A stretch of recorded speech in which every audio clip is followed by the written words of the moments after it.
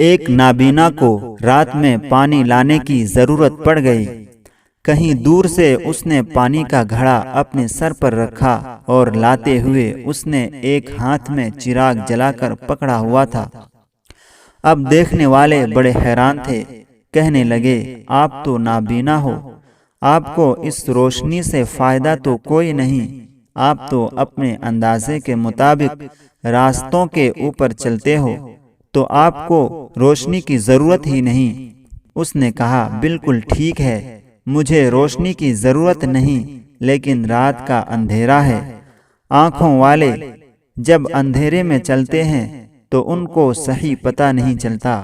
میں نے چراغ جلا کر اس لیے پکڑ لیا کہ کہیں کوئی آنکھوں والا مجھ سے نہ ٹکرائے اور اس کی وجہ سے میرا گھڑا نہ ٹوٹ جائے۔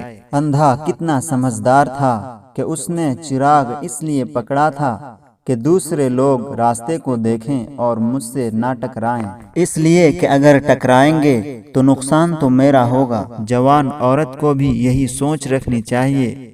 اگر میں بے پردہ باہر نکلی، اگر کسی غیر محرم نے دیکھ لیا اور اس کی نظر میں فطور آ گیا، اگر میں نے کسی کے ساتھ تنہائی میں باتیں کی، اگر میں نے کسی کے ساتھ ٹیلی فون پر باتیں کرنا شروع کر دی اور ذرا سا بھی کسی کو موقع دیا، تو عزت تو میری خراب ہوگی، دنیا میں بھی بدنامی اور اللہ کے یہاں بھی ناراضگی، اور پھر ناکام ہو جاؤں گی، اپنے رب کو کیا منہ دکھاؤں گی۔